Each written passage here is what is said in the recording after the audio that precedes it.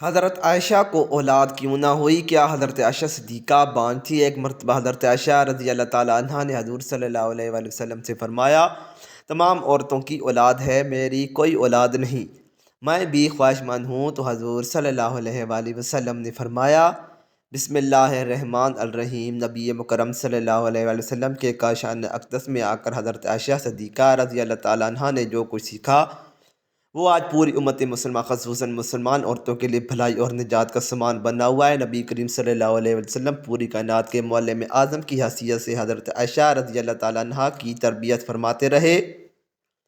آپ صلی اللہ علیہ وسلم اپنے جملہ ازواج کی ایک ایک فعل کی نگرانی فرماتے اور کہیں کوئی لغزش نظر آتی تو فوراً اصلاح فرماتے۔ اس سلسلے میں حضرت عائشہ صدیقہ رضی اللہ تعالیٰ عنہ کو جو امتیاز حاصل ہوا وہ ایک مثال رکھتا ہے۔ حضرت عائشہ صدیقہ رضی اللہ تعالیٰ عنہ کی عمر نکاح کے وقت کم تھی۔ اس کی وجہ یہی ہے کہ ان کے ذریعے امت کی عورتوں کو تعلیم و تربیت کا کام لینا مقصود تھا۔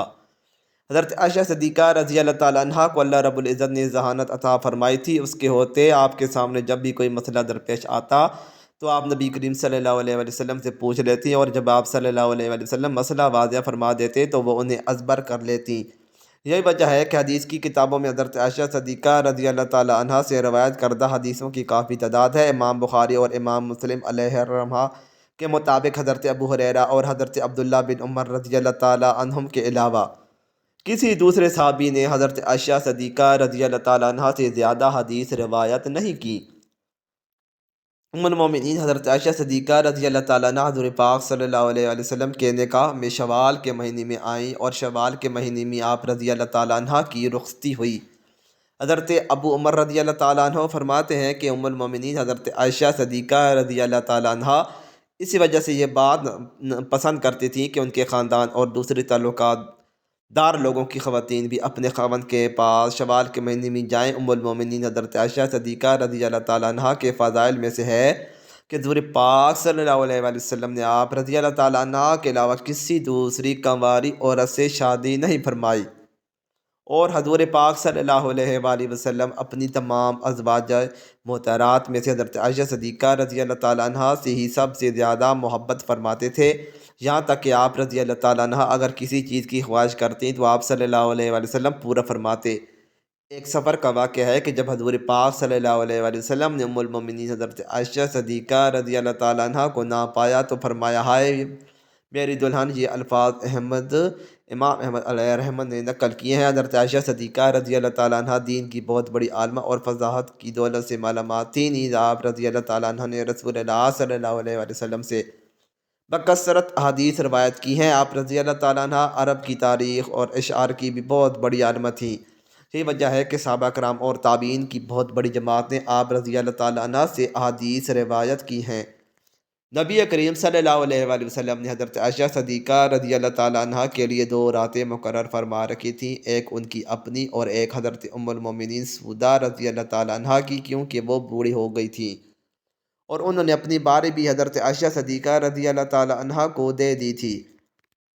یعنی حضرت عائشہ صدیقہ رضی اللہ تعالیٰ عنہ ام المومنین حضرت خدیجہ الکبریٰ رضی اللہ تعالیٰ عنہ کے بعد ازواج میں سے خوش قسمت ترین ہیں کہ جنہوں نے اللہ کے نبی صلی اللہ علیہ وآلہ وسلم کے ساتھ اتنی زیادہ قربت نصیب فرمائی۔ حضرت عائشہ صلی اللہ علیہ وآلہ وسلم کی رفاقت میں تقریباً 8 سال اور 5 ماہ رہیں، لیکن اس تمام عرصے میں آپ رضی اللہ تعالیٰ عنہ کے ہاں کوئی اولاد نہیں ہوئی۔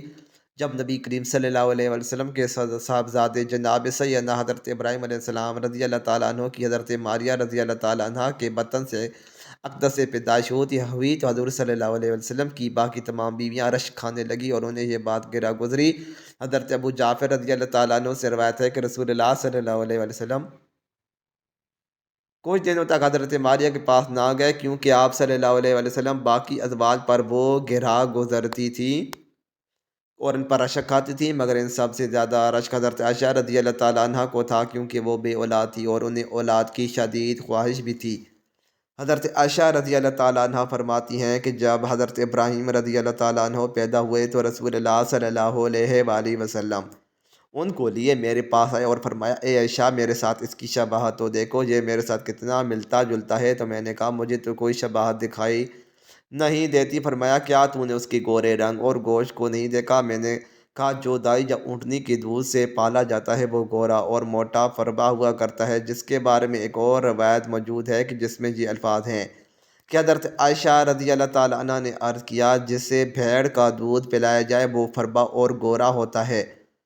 ام المومنین حضرت عائشہ رضی اللہ تعالیٰ عنہ نے یہ کیوں فرمایا، جس کے بارے میں محمد بن عمرو کہتے ہیں کہ رسول اللہ صلی اللہ علیہ وآلہ وسلم کی چند رات بھیڑ بکریاں حضرت ابراہیم علیہ السلام کے واسطے مخصوص تھی اور ایک اونٹنی کا دودھ بھی انہی کے لیے خاص تھا۔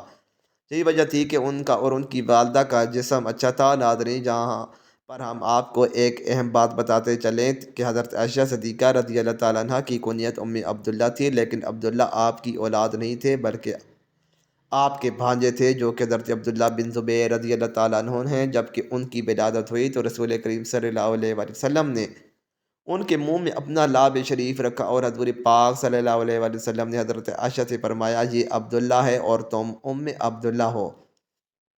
حضرت عائشہ رضی اللہ تعالیٰ عنہ فرماتی ہیں اس کے بعد سے ہمیشہ میری کنیت ام عبداللہ ہی رہی جبکہ میری کوئی اولاد نہیں تھی۔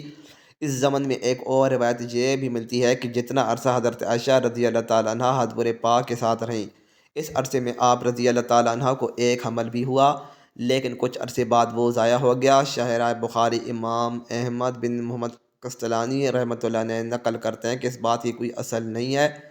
آپ کو ام عبداللہ صرف آپ کے بھانجے کی وجہ سے کہا جاتا تھا۔ ایک دن آپ رضی اللہ تعالیٰ عنہ نے از سر راہ حسرت حضور پاک صلی اللہ علیہ وآلہ وسلم سے اس بارے میں عرض کی کہ اور خواتین نے تو اپنی سابقہ اولادوں پر اپنی اپنی کنیت رکھ لی ہے، میں اپنی کنیت کس کے نام پر رکھوں جبکہ میری کوئی اولاد نہیں؟ تو رسول اللہ صلی اللہ علیہ وآلہ وسلم نے فرمایا تم اپنے بھانجے عبداللہ کے نام پر اپنی کنیت رکھو جو کہ تمہاری بہن اسما بنت ابو بکر عبداللہ بنت عوام کے بیٹے ہیں۔ بس تب سے آپ کو ام عبداللہ کی کنیت سے پکارا جانے لگا۔ دعا ہے اللہ پاک دین اسلام کو پھیلانے کی ہماری کاوش کو قبول فرمائے اور اسے ہمارے لیے اجر عظیم اور صدقہ جاریہ کا باعث بنائے۔